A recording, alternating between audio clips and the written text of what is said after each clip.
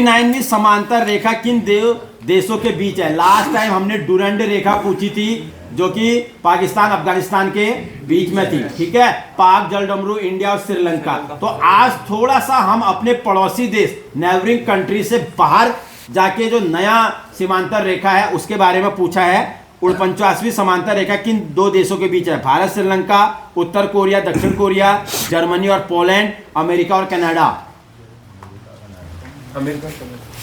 America और Canada is the correct answer of this question, option number D.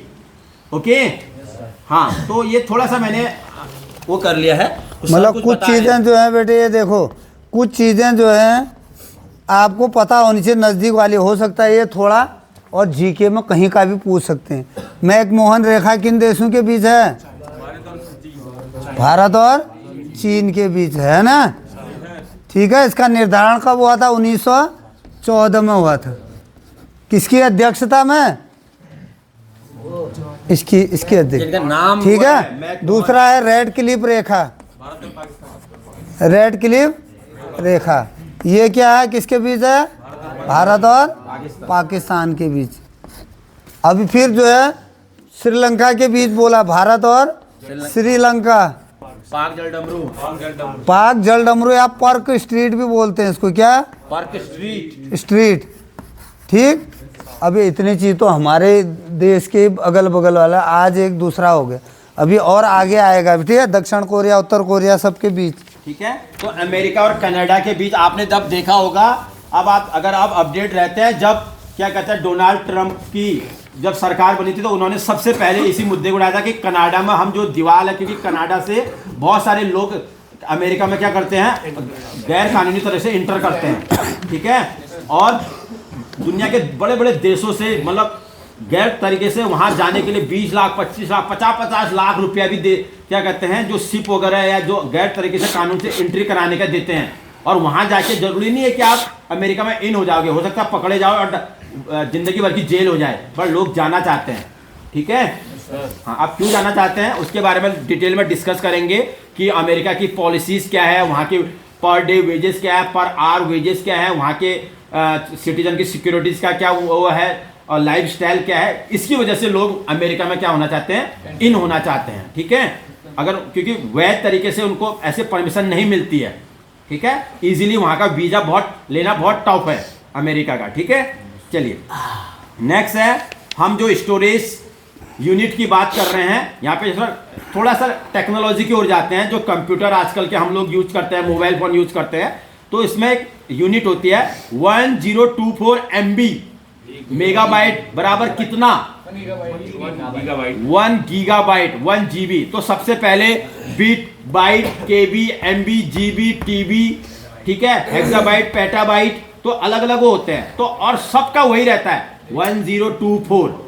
इसको इस digit को आप याद रखेंगे, 1024 KB equal to 1 MB, 1024 MB equal to 1 GB, 1024 GB equal to 1 TB, 1024 TB equal to 1 petabyte, hexabyte, जो भी चीजें हैं, ठीक है। तो इसका आंसर होगा ऑप्शन नंबर ए, 1024 MB बराबर 1 GB।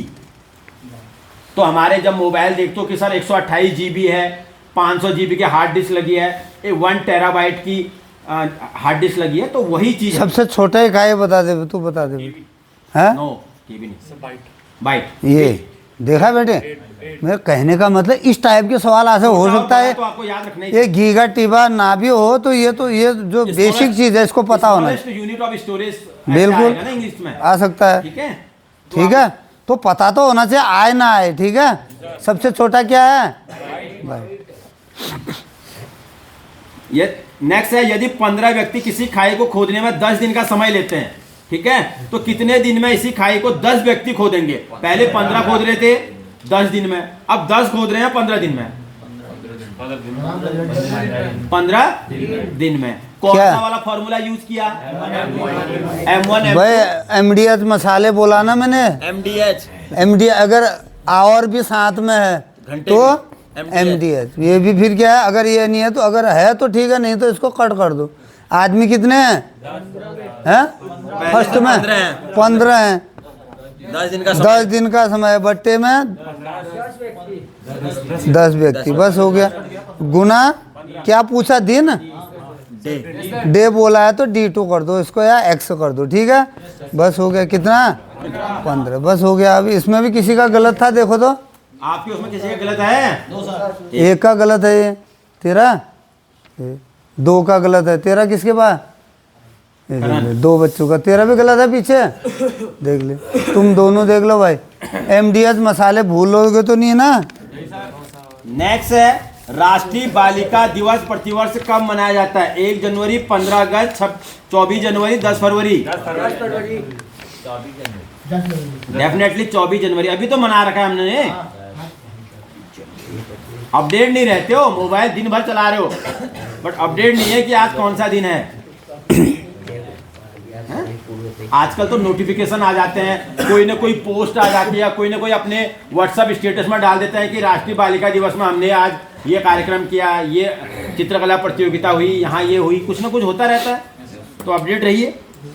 Next very important question, beating the retreat प्रतिवर्ष किस स्थान पर आयोजित की जाती है? एक रिट्रीट सेरेमनी, रिट्रीट वो होती है वहाँ पे जो बाघा बॉर्डर वाली, वो नहीं, बीटिंग द रिट्रीट प्रतिवर्ष किस स्थान पर आयोजित किया? राष्ट्रपति भवन में, लाल किला में, इंडिया गेट में, विजय चौक में। राष्ट्रपति भवन। चलिए चलिए बताइए जिसका जो आंसर है। सर इसका मतलब क्या है? अभी क्वेश्चन समझाता हूँ। क्यों हल्ला कर रहा है? हाँ, बीटिंग द रिट्रीट, ये आंसर है विजय चौक। क्या है? विजय चौक। विजय चौक दिल्ली में है। और जो हमारा 26 जनवरी होता है, उसकी जितने भी जो तीनों सेनाओं के वो होते हैं, उसमें चाहे घोड़े का वो सारी चीज़ है, उसका जो समापन होता है वो विजय चौक पे होता है। और 29 जनवरी को इसका समापन होता है। 26 जनवरी से चला आ रहा है। और जो इसका जो 26 जनवरी का जो मेन इसका बीटिंग द रिट्रीट जो सेरेमनी होती है, वो 29 जनवरी को विजय चौक पे लास्ट समापन होता है। उसका प्रदर्शन लास्ट में वहाँ पर वो सारी चीज़ें होती है, तो वहाँ पर इसका समापन होता है। उस समय वहाँ पे सारे प्रधानमंत्री, राष्ट्रपति और सबका वो रहता है, ठीक है। तो ये विजय चौक पे होता है, ठीक है। चलिए नेक्स्ट, उस भारतीय क्रिकेटर का नाम क्या है जिसने 2023 में ICC one day player of the year का पुरस्कार जीता? Virat Kohli. Exact right answer, ठीक है। हाँ